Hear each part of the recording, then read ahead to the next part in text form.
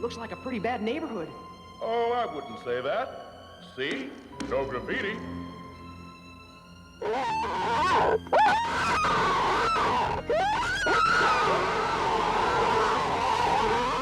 Yo, Joe, and welcome everyone back to GI Retro, where we are revisiting and celebrating the Sunbow era of G.I. Joe, a real American hero, one episode at a time. We are in the M.A.S.S device, the miniseries that started it all for G.I. Joe, episode 3, The Worms of Death.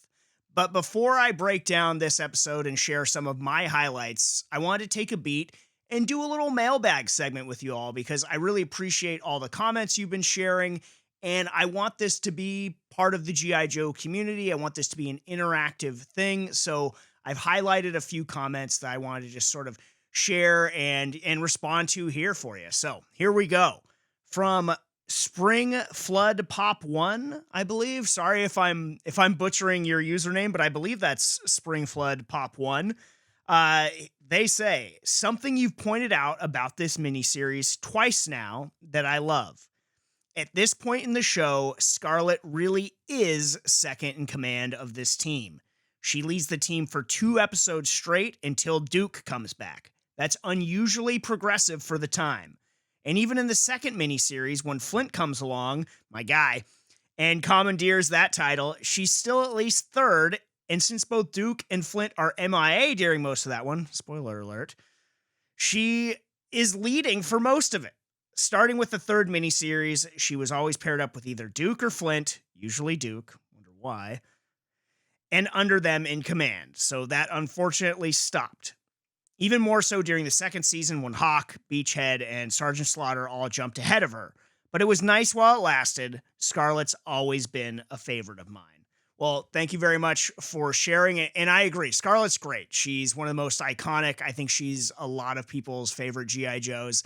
And it is really cool going back here to this first miniseries. And to your point, it really, the line is there. Duke's captured. Scarlet is in charge. She's leading the missions. Definitely took a little bit of a step back this week. She's not as highlighted, but in the first 2 episodes of the miniseries, she really got some great moments to shine. I point out she's the one that came up with some of the solutions that help get G.I. Joe out of a jam. So, yeah, we love Scarlet, whether you ship her with Duke or with Snake Eyes. Scarlet's great. All right, this is from Largo621, Largo621. And he's talking about last episode, Slave of the Cobra Master and Snake Eyes. This was the episode that cemented Snake Eyes as the best damn Joe, in my opinion. Shame the show never used him this well again, at least to my memory. I've not watched the show in its entirety since I was a kid. So looking forward to seeing if I'm proven wrong. So yeah, we'll find out together. Definitely in the early going, I feel like from my memory, Snake Eyes got more standout moments. Certainly in this miniseries, he gets to be like super awesome, making the sacrifice, the Spockian sacrifice last episode, and we'll go into what happens to him this week and beyond. But yeah, we'll find out together. I'm sure Snake Eyes has some more highlight moments to come, to be sure. And this is from, keeping with the Snake Eyes track here, Z3WHA6. He's talking about, so when I pointed out Scarlet last episode asking Snake Eyes to acknowledge her over the communications device, Z3 had this to say: Snake Eyes likely had a modified unit with the ability to transmit Morse code, ... or something like that. Yeah, I'm sure he probably had something for the vocally impaired as Snake Eyes is, but it was an unintentionally kind of funny moment if you caught it. So yeah, thank you for giving that solution though. I'm sure they probably had some type of Morse code situation. And then a couple quick hits here. One from Bad Air 647. I forgot how good the animation was at this time. And then from Robert Logan 5354. Not only the theme song, the score throughout the show is perfect. And I want to co-sign both those comments. In watching this, I feel like I haven't taken enough time to give both of those things really their due. And not that I take them for granted, but the animation is so choice. I really love this style. I love it so much more than a lot of the animation we even see today, especially the computer generated stuff. I feel like actual cartoons, look better than the computer generated stuff. I really love the style of GI Joe Real American Hero. And to Robert's point about beyond just the theme song, yeah, all of the music in GI Joe is tremendous. And I was thinking about it this week. Some of the jazzy sort of action sequence music really reminds me a lot of the anime Cowboy Bebop.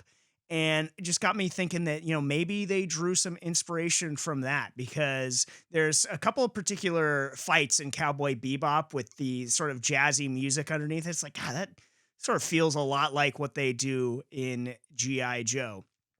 But thank you all for sharing your opinions. Keep dropping your picks for, MVP and foul up and all that good stuff, and just sharing your opinions at large with the show. And we'll keep getting to them as we go along here. Now back to G.I. Joe. Let's get into the episode once again. Part 3 of the M.A.S.S device, The Worms of Death, originally aired September 14th, 1983. A lot of the same players that we've seen throughout the miniseries, but with some new Joes showing up here. We've got some first appearances. Snake Eye's pet wolf Timber makes his first appearance here. Torpedo in a big way this episode. And then we got Short Fuse stepping into the spotlight as well this episode. So the sort of hierarching view of what's going on in the Worms of Death. We've got Cobra Commander essentially sort of trying to bully the rest of the world, still threatening the entire world with the M.A.S.S device, much to the chagrin of Destro, who is all too aware that Cobra Commander is, being very flippant about the resources and fuel for their M.A.S.S device. And again, seeing that tension continue to build. Surrender to the new order of Cobra starting at noon tomorrow, or suffer my wrath. Devastation, ruin, chaos!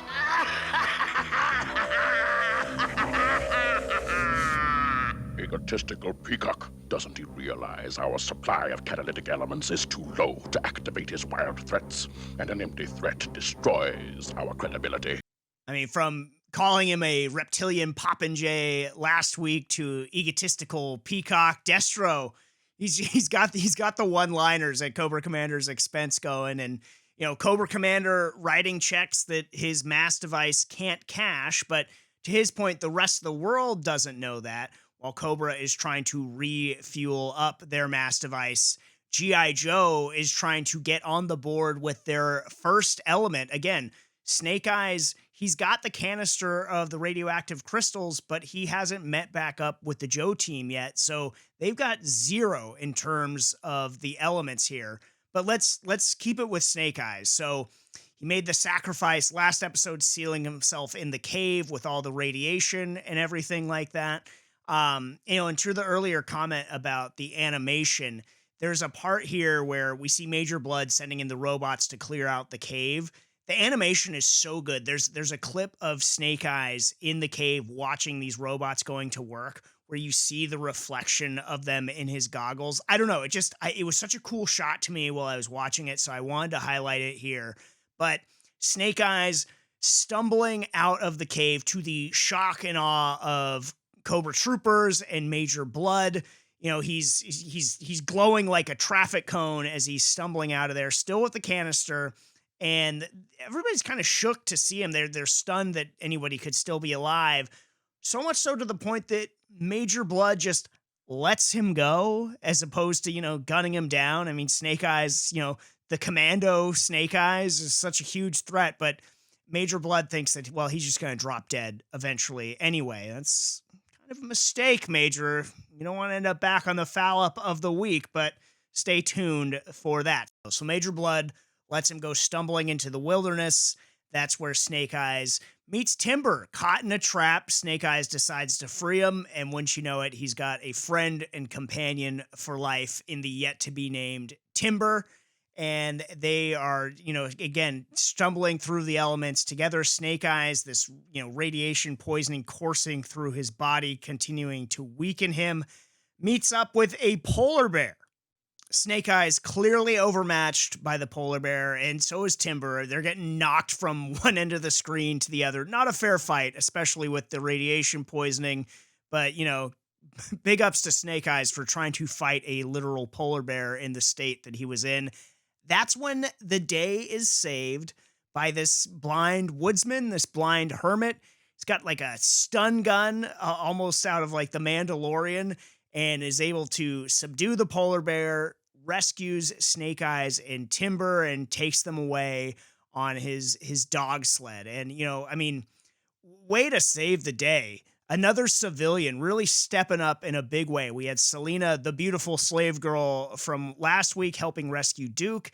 And now this blind hermit saving Snake Eyes and Timber's life here.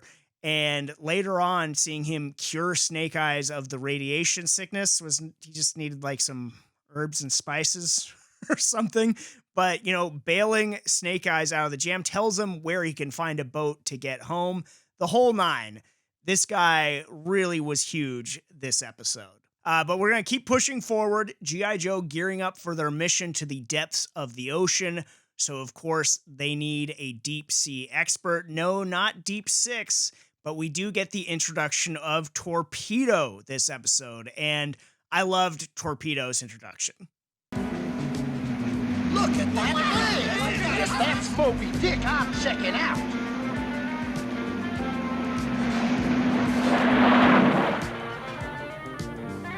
Hey, what's happening, landlubbers?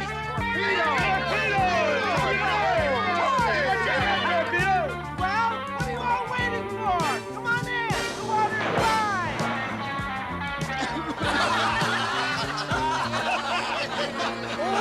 I love Torpedo's first scene, him being sort of a ham when he's getting the applause and then getting splashed with the water. Great stuff. And this is just an excellent first episode for Torpedo, as you might expect, considering the major action sequence happens underwater, which is what we're about to get to. G.I. Joe going to the depths of the ocean to find that heavy water for the M.A.S.S device. And almost immediately, G.I. Joe makes a catastrophic mistake. It's Tripwire and Stalker, buddy system swimming together, cracking wise about the environment, and Stalker knocks on this seemingly harmless rock structure, and that would awaken the tube worms. The titular worms of death are awake. G.I. Joe unaware at this moment, and as they arrive on the scene, so does Cobra, being led by the Baroness, and that starts this great underwater action sequence that I just love. I was thinking, this might be the best or my favorite sequence of the whole miniseries so far. It's a great underwater battle. It's like James Bond's Thunderball, but even better. And it's the most we've really gotten to see Cobra and G.I. Joe mix it up sort of on an even playing field at this point.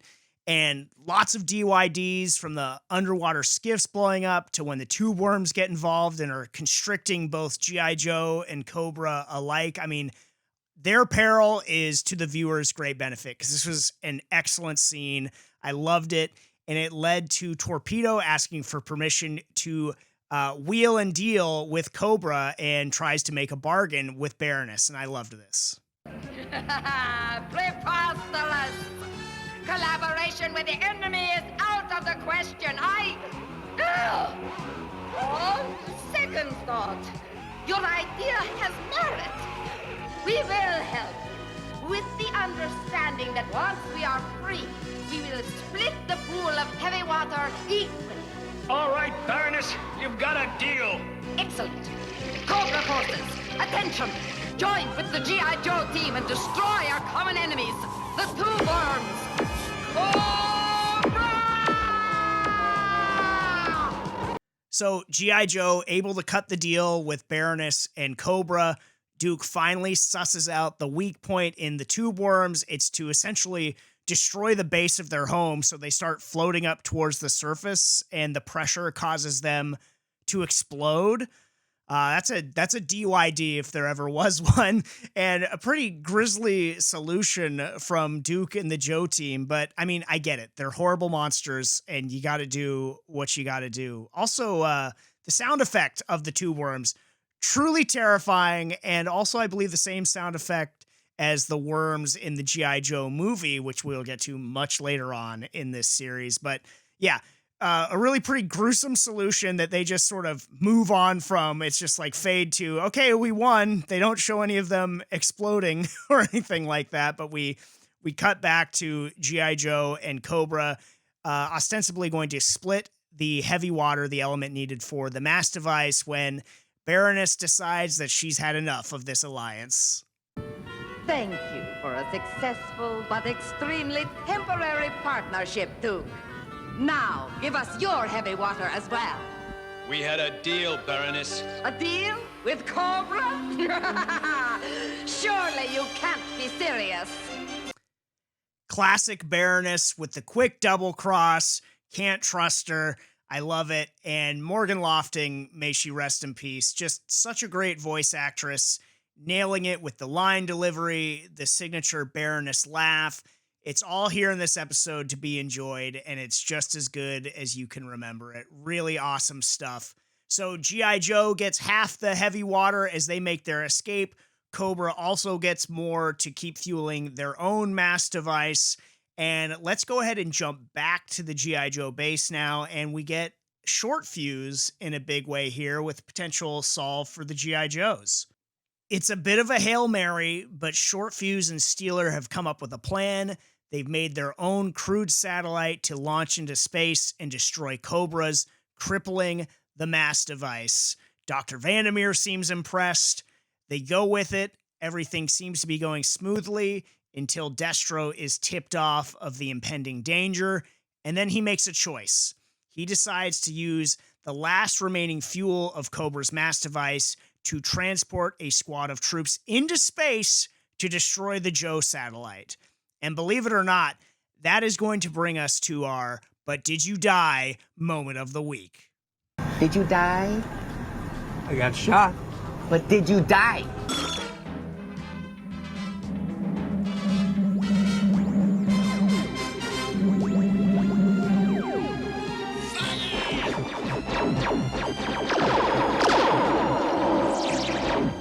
They beamed Cobra troops up to the relay star.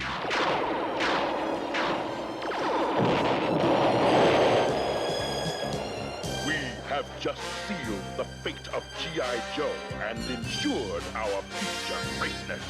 Cobra rules! First of all, I love Cobra Commander saying Cobra rules so much. Might be my favorite line from the episode, in an episode with some really great delivery, by the way.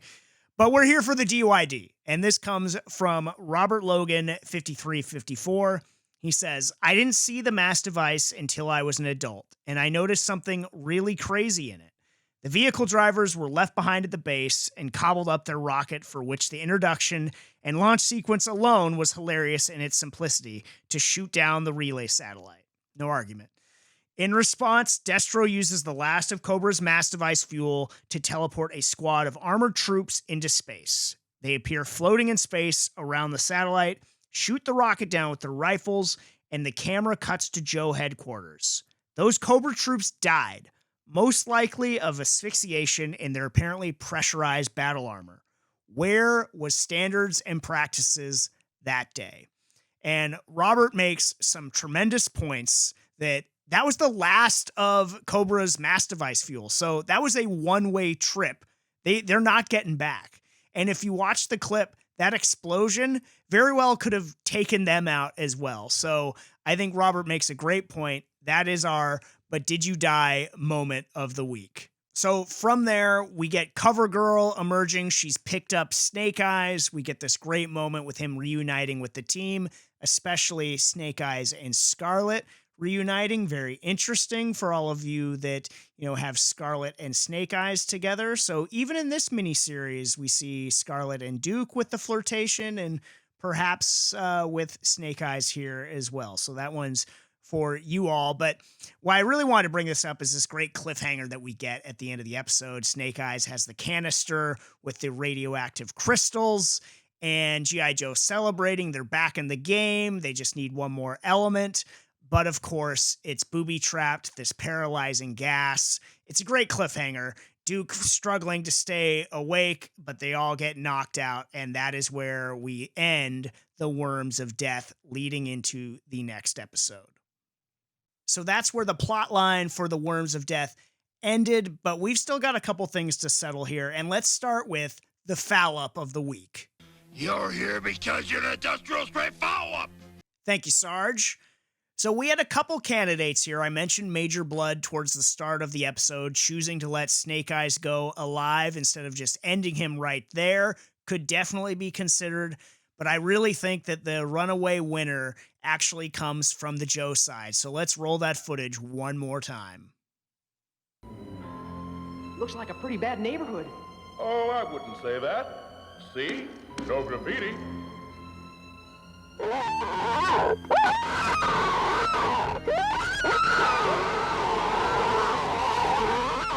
I hate to do it, but I have to do it.